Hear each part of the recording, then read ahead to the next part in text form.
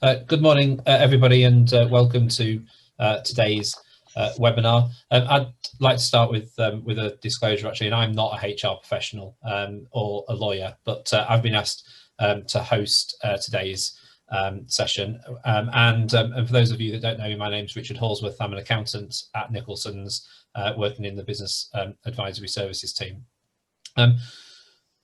There isn't any housekeeping. I don't have to warn anybody about fire alarms or where the toilets are or those sorts of things. All I've got to remember to do is not kick the power socket out of the wall, which I did a few weeks ago when I was on a call, and sort of kill all of the computer equipment. But hopefully I won't do that today. I'd just like to point out at the bottom of the screen, there's a Q&A button, and if you type on that Q&A button, then it'll bring up a screen. You'll be able to ask a question. We are going to host a sort of a Q&A at the end of the sort of the content. So please, put questions in there, and then we'll come to them at the end. So today is about redundancy, and I help clients with restructuring and business reorganizations. And one of the areas that I think a lot of clients and business owners always feel uncomfortable about is around people, and particularly about redundancy situations.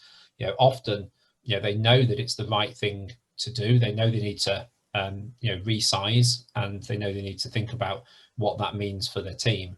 But because they're a small business, often those people are friends and they are long-standing colleagues, and that just seems to up the ante a little bit in terms of the emotions around this.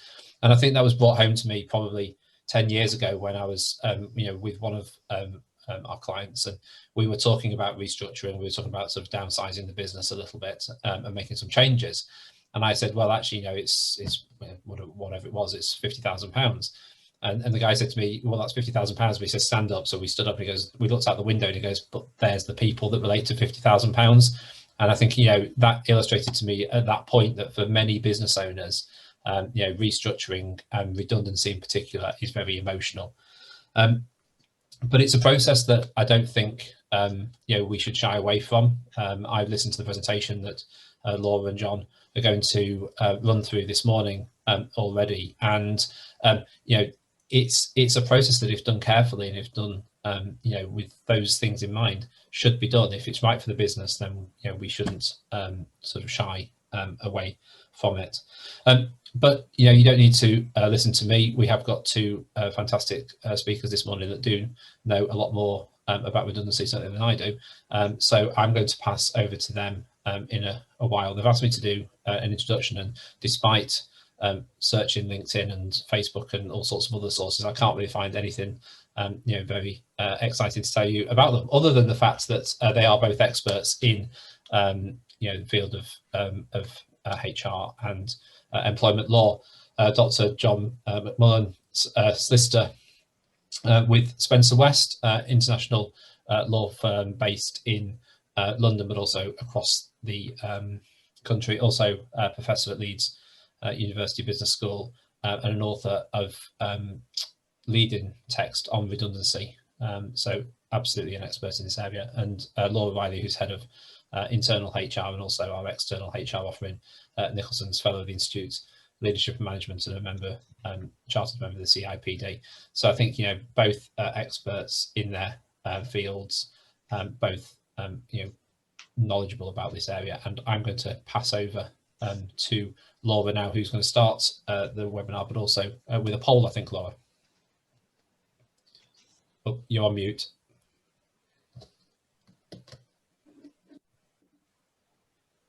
You're still on mute, I think. That's 2 fines. Right, I'm unmuted now. Third time lucky.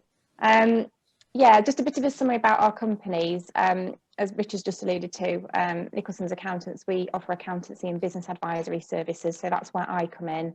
And John works for Spencer West, which is a law firm who tend to deal with the litigation that may result. Can we have the next slide, please, Leanne? So what we'd like to do is a poll, and we'd like to ask you all as the audience, how long you think you are legally required to consult for. So we're going to pop a poll up, and if you could just make your selections, we'll have a look at the results in a minute.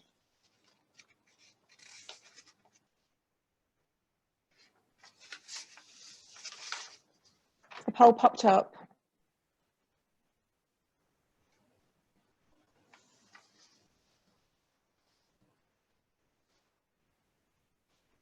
So we've got a few selections here because this is often an area of confusion for people. 7, 14 days, 21 days, 28 days, or no time period. How long do we think?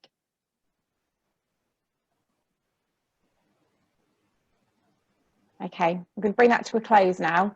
So in actual fact, the very technical answer is it really depends. There isn't actually a set time scale for consulting if you are making less than 20 people redundant. However, the tribunals and the law does say that it has to be in a reasonable time. What's reasonable will depend on the employer and the situation. However, the rules do change if you are making more than 20 people redundant or more than 100 people redundant, which we will come to later on. Could I have the next slide, please, Leanne? So I'm just going to hand over to John for this bit. John, would you like to take it from here? Yes, and just a footnote really to the poll we've just had on consultation.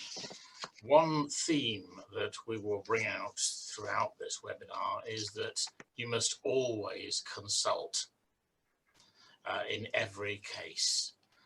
There is a very famous legal case called Polkey, which was decided by the House of Lords in 1988, and it involved 4 van drivers, and the employer no longer required 4 drivers, but instead 3 van salesmen.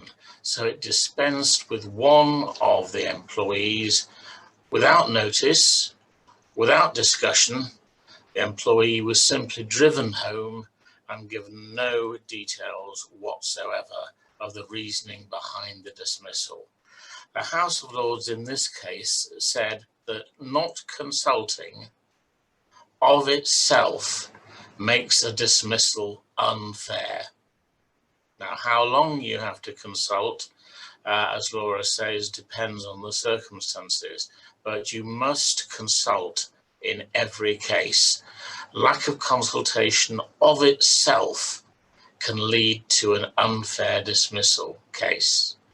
It's no defense now to say, as lawyers used to before 1988, well, it made no difference that we didn't consult because he would have gone anyway.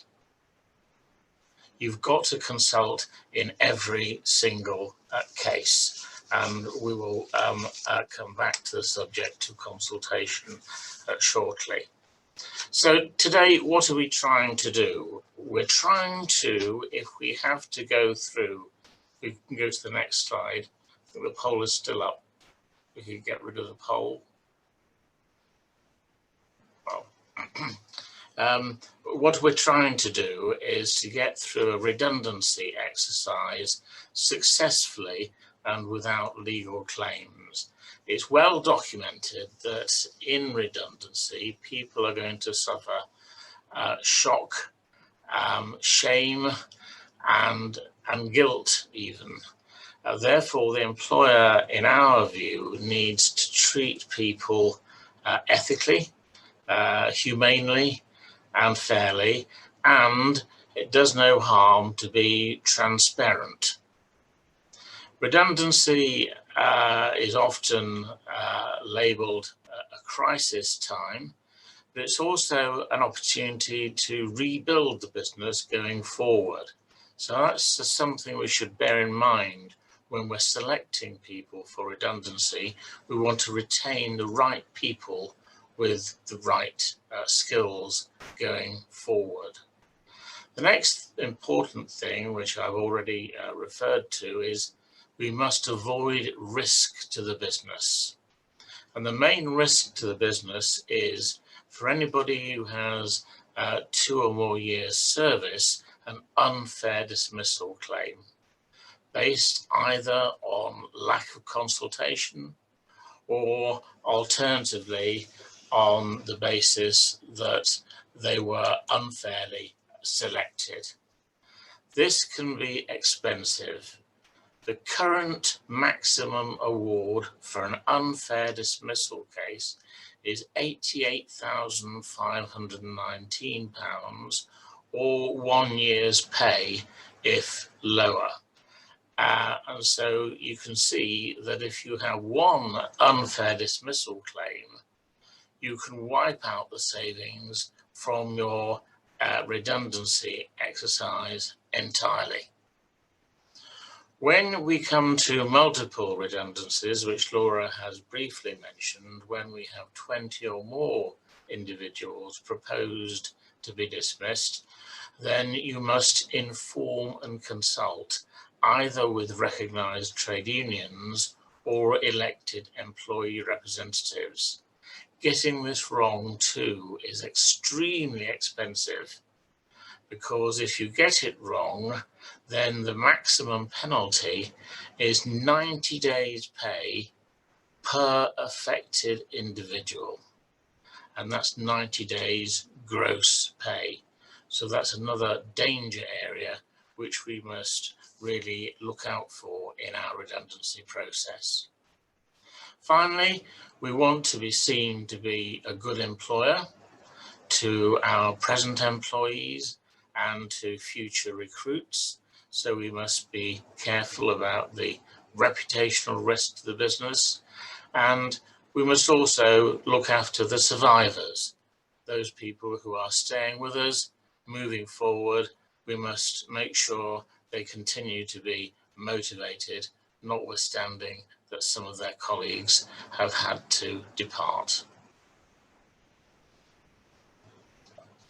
Next slide, please, Leanne. So what is the legal definition of redundancy? And, what does it mean? Well, redundancy is defined, for those of you who like reading, under Section 139 of the Employment Rights Act 1996. And there are 3 situations in which a redundancy can occur. They are an actual or intended closure of business, where the business ceases to trade altogether, a closure of a particular place of work, which could be a client has multiple sites and decides that one is no longer profitable and they decide to close that particular site, or a diminishing need for employees to carry out work of a particular kind. And in this particular situation, it could be that the employer wants people to work a little bit harder, its existing employees, and therefore some employees are surplus to requirements. It doesn't have to mean necessarily that a business loses a key contract or something like that happens. It really is down to the employer to determine how busy and how many staff that they need. However, the consultation process still needs to be fair nonetheless. The government support scheme has thrown up a bit of an anomaly in this, because several people have asked the question around whether or not putting somebody on furlough or choosing not to and then making them redundant would affect whether a dismissal would be fair or not. And it's actually not clear, the position isn't clear on this at the minute. That's because we haven't actually had any test cases on it in the tribunal. But actually the position of the employer, and again the size and resources, are likely to be relevant. If, for example, you've got a smaller employer with maybe 3 employees, and it's seasonal work and potentially the work's not going to be there the following year, it would be futile for that employer to potentially keep those people on and on furlough leave. And obviously in the background, statutory rights still continue to apply, holiday still continues to accrue, there is still a cost to the employer. On the flip side of that, a larger organisation who chose not to put people on furlough, but then there was work that would be available 3-4 weeks down the line, potentially that would be an unfair dismissal. But as yet, we don't actually have any legal position on it. In terms of voluntary redundancy, this is a very interesting area, because you can, as an employer, ask people to volunteer for redundancy, and that would still meet the criteria for a redundancy situation, but you should retain the right to decline people who put themselves forward voluntarily, because what you might find as an employer is that all of your best people want to be made redundant, and actually they might be the people that you would wish to keep or who wouldn't necessarily be made redundant if you'd gone through a proper consultation process with them. So it is worth bearing that in mind, and in that situation you should write to them and make the position clear. There are a few other things that you could do, and this depends on your contractual position, but there may be some creative things you could do in terms of pay cuts and also shorter working weeks. So for example, in this climate, an employee had the choice of, would you like to work a 4-day week rather than a 5-day week? They might prefer to do that. You might be able to avoid the need to make 2 or 3 people redundant if everybody cuts their hours down. It is worth considering the current climate and how difficult it may be for them to find alternative employment. But the way to do it is by all means to consult with them and to seek their opinion and feedback on it. Keeping staff motivated throughout is important, and communicating with them. You need to show that you've taken their thoughts into account and that you've taken their feedback seriously. And you might be able to negotiate something with them, such as additional holiday leave in exchange for, you know, reducing a day of work, for example. These are all creative things that you can explore with them as an employer. Next slide, please, Leanne. Now, when you're thinking about a redundancy programme, it does need some planning. It's not for an employment tribunal, if it comes to an unfair dismissal case, to say that it would not have made people redundant had it been running the business. It's up to an employer to decide whether or not it can do work of a particular kind with fewer employees. So that's one plus side for an employer. You do have some managerial prerogative in deciding the size of your workforce. However, some employers use redundancy as a shortcut to get rid of people who are simply underperforming or who don't really fit in. And they choose redundancy as a quick method of exiting people from the business. Because of course, if you have a performance issue, it may take you up to 9 months to dispense with somebody. So what you need to do is ensure the tribunal knows that you are engaging in a genuine redundancy exercise, and that means you should write out a redundancy plan, putting in facts and figures and justifying why you are making people redundant, and going into some detail. So you really, as I put it, mustn't just put your thoughts on the back of a fag packet. You must write up a proper business case so that if there is a dispute in the future, you can produce this to the employment tribunal to show that you thought it through, that it is a genuine redundancy situation.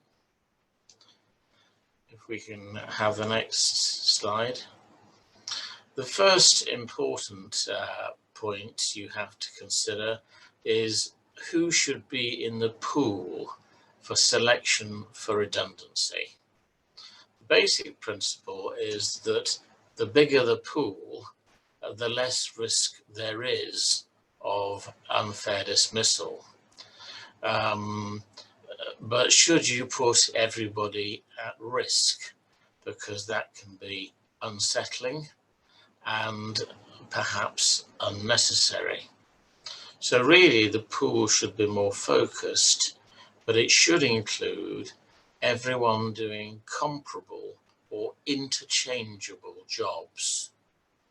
So don't necessarily confine the pool simply to the area where the downturn is occurring. Consider whether you should include people who could do that job, who are doing similar or comparable duties. It is possible sometimes even to have a pool of one, but great care must be taken in this context in case the employee says he or she is simply being targeted. But in appropriate cases, a pool of one may be right, because there is only one position which is unique to that individual, which is disappearing. If we can have the next slide. The case which illustrates the proposition that a pool of one may be acceptable is the Halpin against Sandpiper Brooks case. In this case, the individual worked for a publishing company, originally in the UK, but then relocated to China for a couple of years to carry out the employer's duties over there. The employer then came to a decision to close the China office and to meet its needs in China by outsourcing to a local distributor. It therefore didn't need anybody in China and decided that the person to be made redundant was Mr. Halpin, who was the representative of the company in China. If we can have the next slide.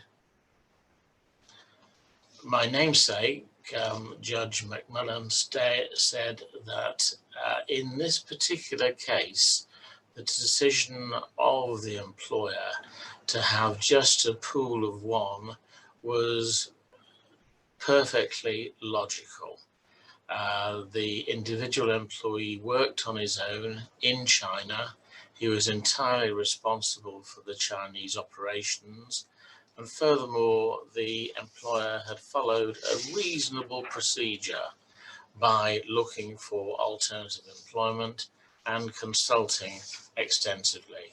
So it is possible on occasion to have a pool of one, but be very careful in those circumstances.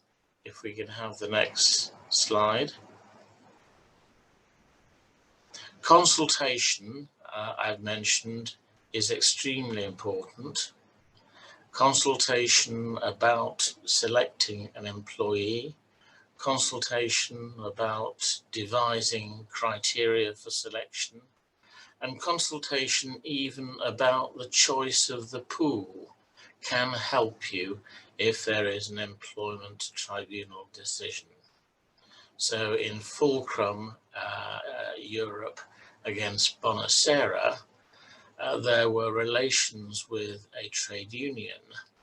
The employer gained extra brownie points by demonstrating that it had consulted with the trade union about those who should be in the pool for selection. So always consider doing that if you are formulating the pool for selection for redundancy. We can have the next slide.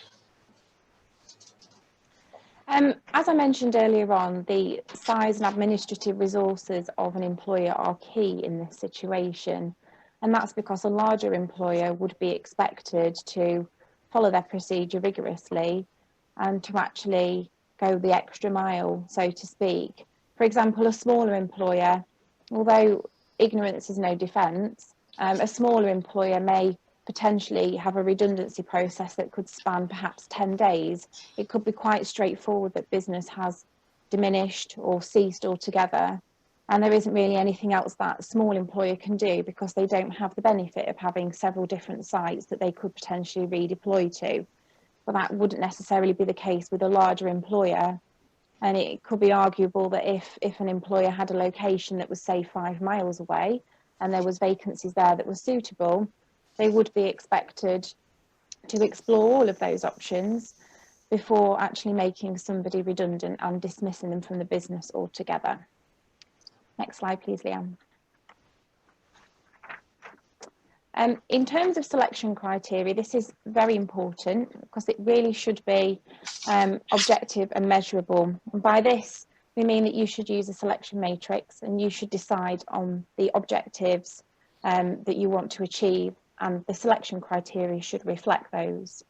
It also produces contemporaneous records if ever you do need to defend a claim at a tribunal, and you can demonstrate your thinking behind that and why you reached the decision that you did. However, it is best practice to consult with employees on your proposed selection criteria, because you may have a blind spot that they think is unfair, and you may need to adjust different selection criteria. The leading case on this is Williams against Compare Maxim, and this is very good law still. It's one of the leading cases, and it sets out 5 objectives that employers should follow in a redundancy situation, and they are to give as much warning as possible to the employee. So a consultation is not a communication. Consultation should be entered into genuinely, with a view to seeking agreement or alternatives with the employee. It is not there to communicate your decision once you've already reached it. The employer should consult the union, as John's already mentioned. That's very important. And the results should be achieved fairly with as little hardship as possible. And the agreement as to the criteria that's been adopted really should be agreed. As I've mentioned, that's one of the principles, the guiding principles from this case. Things like attendance record, but we will come on to that later, efficiency at the job, experience, disciplinaries, these are all things that are very relevant. And the employer should seek to ensure that that's carried out fairly. There should be a discussion with the employee, and they should be given the opportunity to view their scores and challenge if they feel appropriate, and you should listen to that. And lastly, which is again very important, is that the employer should seek alternatives to dismissing. Dismissal should always be a last resort for an employer. And typically objective criteria, as I've mentioned, things like disciplinary records and appraisals are okay. What I tend to find with a lot of our smaller business clients is that appraisals are not always documented, but actually this is really helpful in a situation like this, because if the employee has agreed it with you and it's there in writing, and this is favourable because you've had that discussion and you know what both parties have agreed. The one thing to call out though in terms of attendance, as I mentioned earlier, is that there are situations where this could give rise to an indirect discrimination claim. And that is where somebody is disadvantaged if they have a particular protected characteristic.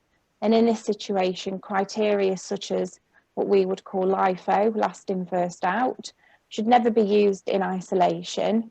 It can be used accompanied with other criteria, but not too much weighting should be placed on that.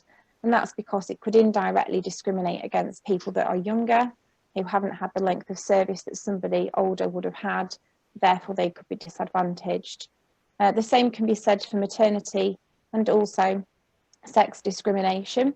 Maternity absences could affect somebody's absence score and they should be discounted, and disability discrimination as well.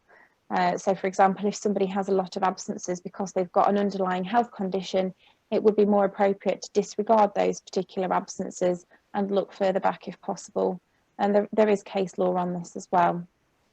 Next slide, please, Liam. So Williams and Compare Maxim, which Laura has mentioned, is a critical case, stressing objectivity. And that means, as Laura has explained, the creation of objective criteria against which people are judged. But it must also be carried out objectively as well. It is generally unwise, if you can avoid this, for one individual to do the selection, to mark people against these criteria and award scores accordingly. What we recommend, if possible, is that 2 managers do it individually, and their scores are then looked at after they've carried out that process. Like double marking in university exams, you'll find there may be different levels of scores depending on the marker concerned. Some people mark more severely, some people mark more generously, but the trend should be the same, and you should arrive at the same result. To counteract any unfairness or anomalies, however, I always recommend having a third-party moderator come in to look at any unusual cases where the two managers carrying out the selection process have come to radically different conclusions. And this can therefore avoid any appearance of bias in the selection process. Finally, it follows also that if a manager has recently been in conflict with an employee in the pool for selection, it may be appropriate to exclude that manager from the selection exercise. So if we can have the next slide.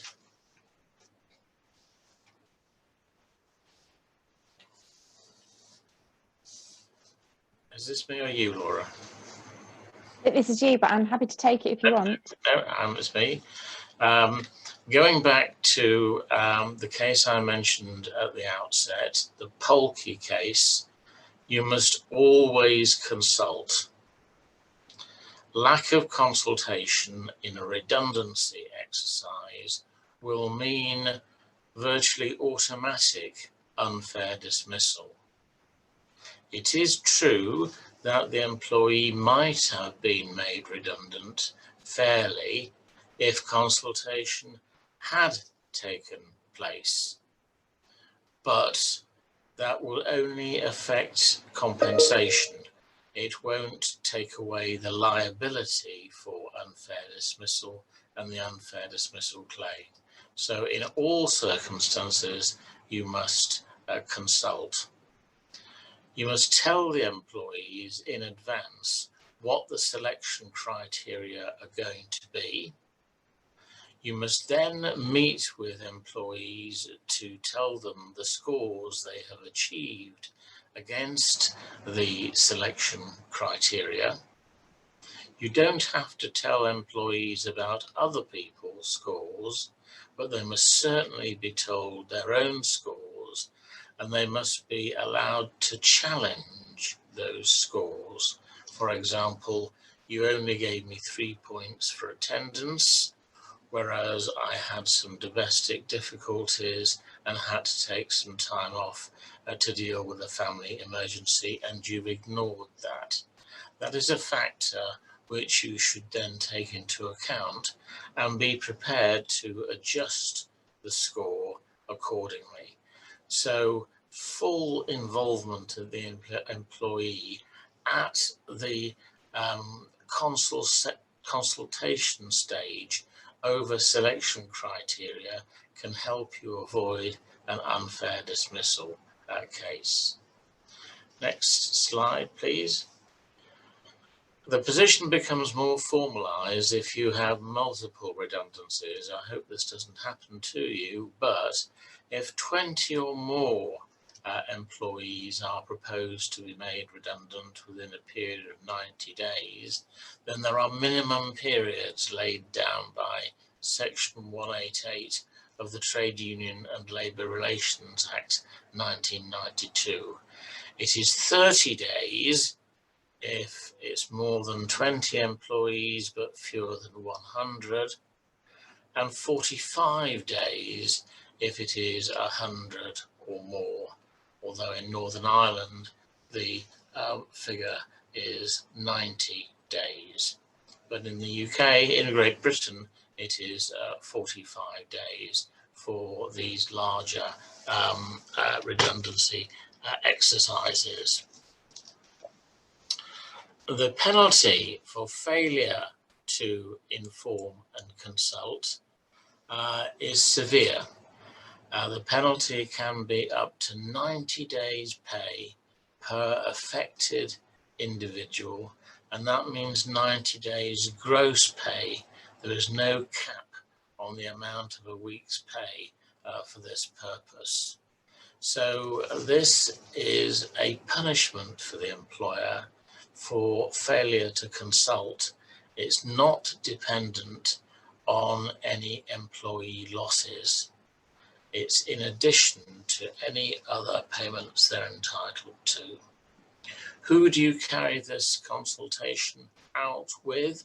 If you have a recognised trade union, then you must carry out the information and consultation with recognised trade union representatives.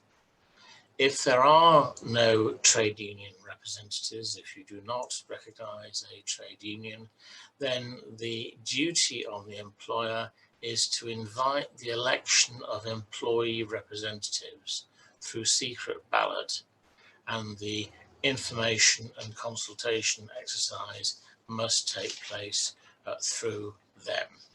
So in multiple redundancies, 20 or more redundancies at any one establishment, then these severer rules do come into play, and do bear them in mind, because it can be extremely expensive to ignore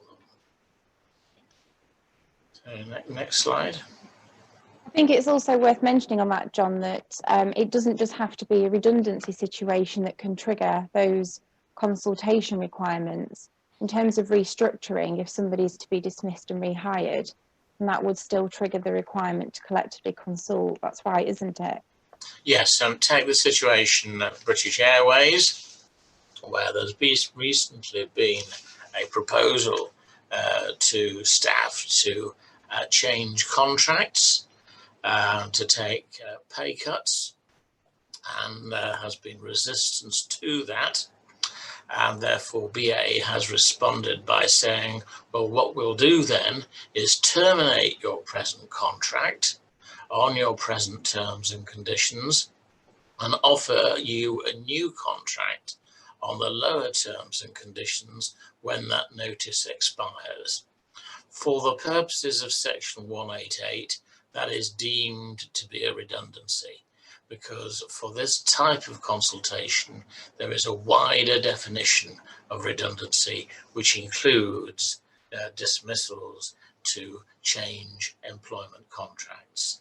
And you may have seen in the press recently that British Airways has been considering that. And that is often what employers eventually have to do when they're losing money so badly. They have to introduce pay cuts. This can't be done voluntarily. Well, the only way to do this lawfully is to terminate the present contract on full notice, on present terms and conditions, offering the employee continued employment thereafter on the new revised terms and conditions. Section 188 will apply. You have to go through the 30 days or 45 days notice and consultation as with a normal redundancy. Next slide, please, Liam. So this leads us nicely on to whether or not you should allow an appeal, because a question we often get asked is that people should be able to appeal. And is it right that they should do that, or do we just stick with our decision? And views are divided on this. So it's unclear really whether an employer must offer a redundant employee the opportunity to appeal, although ACAS do recommend it as good practice. So one view is that if you go through all the proper procedure, all the proper consultation process, and you've taken everything into account, then the appeal is unnecessary, because the outcome would still be the same, because your process was watertight. But on the other hand, if there have been procedural defects, say somebody else has got involved in the procedure, say somebody else has been involved in the scoring, and the employee has got an issue with that, then an appeal hearing can correct procedural mistakes that are made earlier on. And that could help you avoid going to a tribunal potentially. So although it's not fatal to not offer an appeal, it may affect fairness depending on the facts, because the outcome may need to be revised. However, the practical implications on that are that if you've decided that 3 people need to be made redundant and somebody appeals who is one of the 3, then that decision is likely to cause you an issue, because what will you do if you overturn that decision? There is nothing that can be done really, because that would then mean that you would have to almost go through the process again, because other people will have been told that they're safe. So in our opinion, it's better to ensure that the process is robust and watertight, and potentially an appeal is not the right thing to do unless you feel that there has been a flaw in the process. Yes, Next I would, slide, please. I would agree with that. The argument is that if you consult thoroughly at the selection stage and allow people to challenge their scores, and you're prepared to reconsider those scores, then that almost takes the pace of an appeal. In other words, the employee has had their say about your assessment of them. You may or may not adjust the scores accordingly, but in a sense, that's a kind of appeal at that earlier stage. So, if we could have the next slide, please.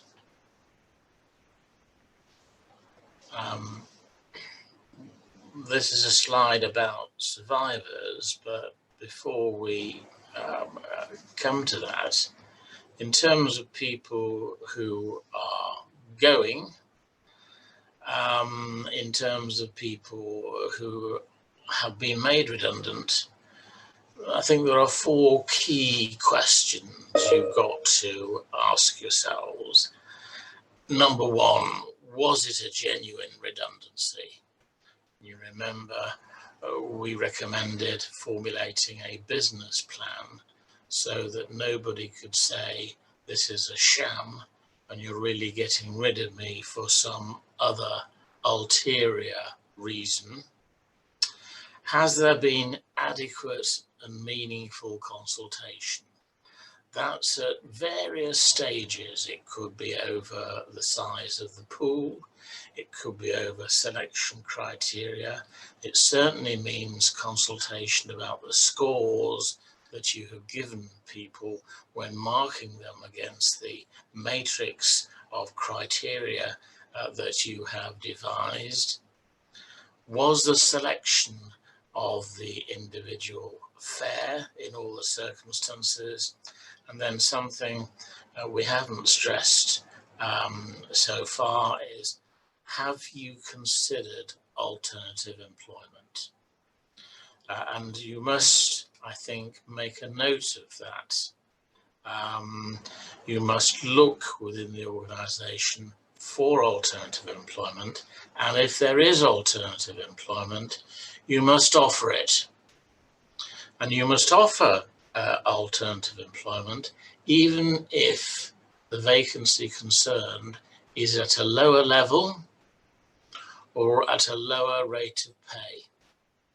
Never assume that an employee would turn this down, because I can assure you, in an employment tribunal, the employee will say, had you offered me that junior job, I would have taken it. And they will say that. So don't be afraid to offer alternative employment, even though it is of a more lowly nature. But my final slide is really on survivors. Don't forget the people who are carrying on in the business with you. ACAS is very keen on advising you to look after what it calls the envoys, or the tellers of bad news. Sometimes in the United States, they're called the executioners. Make sure they are supported in the task that they have to do in carrying out the message, in handling the employee. And don't forget, they may suffer from some guilt and conflict of interest if they're having to make their colleagues redundant. Research, particularly in the USA, has also identified what they call survivor syndrome, where people after a redundancy exercise are still upset, demotivated, with an effect on production. So make sure that in connection with your redundancy exercise, you're also able to convey a positive message going forward, because that's what we're trying to do. As well as saving costs and making the business more efficient, we're also shaping it for the future, and that's our final thought, as it were. Thank you, John and Laura. That's a really interesting and useful presentation. I'm sure people have got a lot from that, and realised actually that the process, if done correctly and robustly, shouldn't be one that should be sort of shied away from. So we've come on to the Q&A, and I've got a couple of questions that have been sent through. So John, maybe I could just start with you. Can you explain the concept of bumping redundancies and when this might occur? Yes, bumping is a situation where you have no more work for employee A.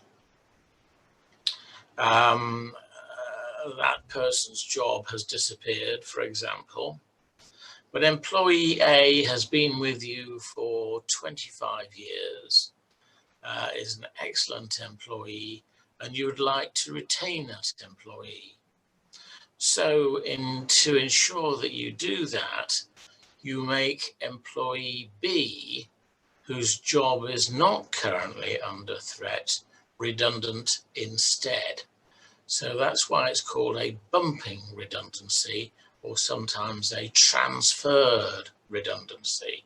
In other words, you make somebody redundant who has work, who is economically active, who has a job, in place of somebody whose job has disappeared, in order to save the longer serving employee. It used to be quite fashionable in industry.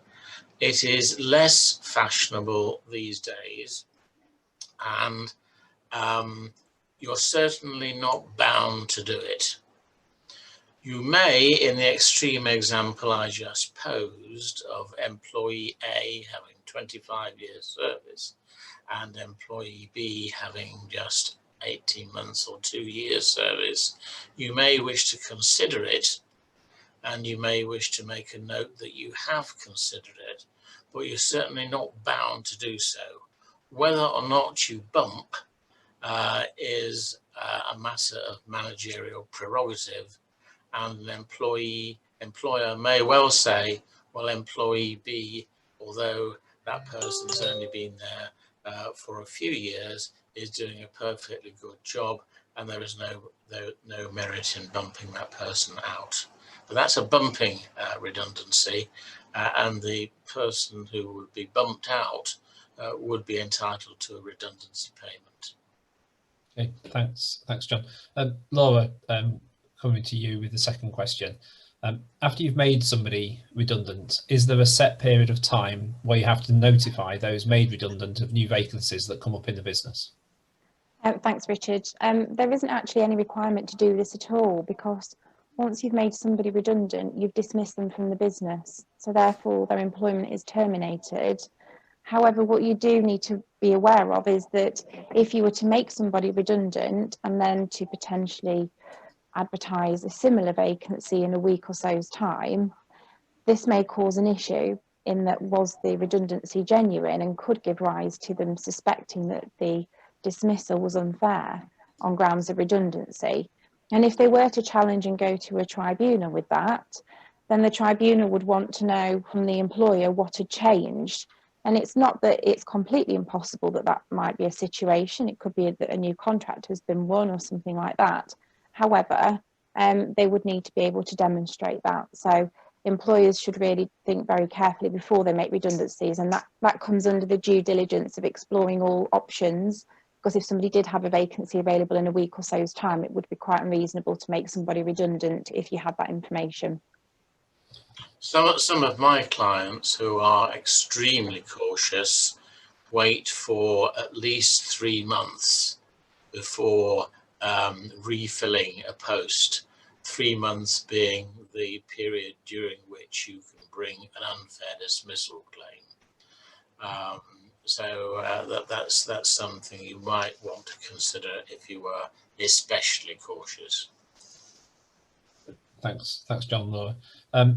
Third question, in terms of, and maybe John, maybe I'll come to you for this one. In terms of selection criteria for one individual in a pool of one, would it be necessary to use a further selection matrix for that individual, or is it sufficient to have chosen them due to the fact that their role is peripheral and therefore no longer required due to genuine reasons? I think in most cases, if you're down to a pool of one, it's because the job really has disappeared. And therefore, in a sense, the employee has selected himself or herself because the job has disappeared. So it would be very unlikely that you would have to then go into some kind of selection process, because a selection process does involve bringing more people into the pool. Okay, thank you. And just a couple of more questions. Laura, if I have given my employee 2 chances to attend a meeting, and at each time they fail to attend and have gone AWOL, what do I do next? Because I need to make a decision. Thanks, Richard. Well, the employee can't derail the process because the redundancies still need to go ahead. So what the employer should do after the employee's gone AWOL for the first time is follow their normal AWOL procedure, try to contact the employee, send a letter, make them aware, and really try to encourage that employee to get involved in the process. So the AWOL procedure is potentially a disciplinary matter and can run concurrently with any redundancy procedure. The two don't have to cancel each other out. But the employer should be overly reasonable, and they should be the one that is making every effort to involve the employee. And in this situation, it's a case of evidencing what you've tried to do. If you're sending letters, send emails. If you've got an email address for them as well, pick up the phone, really try to get them involved. But ultimately, if that employee just chooses to disconnect or chooses not to engage in the process, then you can't stop what you need to do for the business. So. Okay, thanks Laura. And then finally, maybe a question on the interplay between redundancy and furlough. I know that talking to clients, there's lots of imaginative ideas going on around how the redundancy process can fit in with furlough. John, can you just outline whether people who are furloughed can then go through a redundancy process and what the interplays are? I mean, the aim of the scheme is that employers should not make people redundant whilst they're operating furlough, but there's nothing to stop that happening. If you do make people redundant during a furlough, they will be entitled to their full notice and full remuneration during notice, and nothing will affect their redundancy entitlement. So some employers have already, notwithstanding they started furlough, begun to make people redundant because they think that there's no point in postponing the inevitable. So that can be done. Great, thank you. So I think we've reached the end of the questions. I can't see any more that have come in. So I'd just like to bring this webinar to a close by thanking John and Laura for an excellent presentation and some really good practical advice. I'd also like to thank Leanne, who has been doing the technology magic for us today and organising the slides. So thank you, Leanne, for doing that. And finally, for everybody who's attended, thank you for taking time out of your day to attend today's webinar. Hopefully something that we will continue to deliver over the next couple of months and into next year, certainly. And I hope you all have a good day. So thank you very much. Thanks, everyone. Bye-bye. Bye-bye. Bye-bye.